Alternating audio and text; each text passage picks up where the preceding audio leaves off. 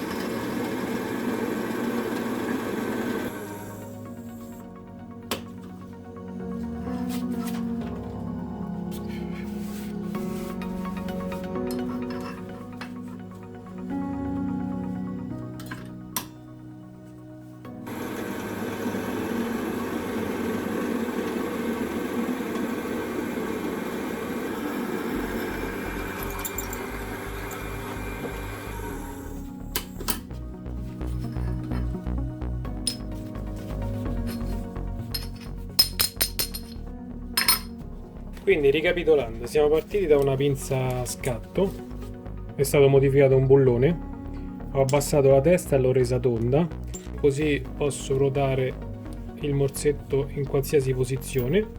Ho tolto parte della filettatura iniziale perché sennò non entrava nella cava.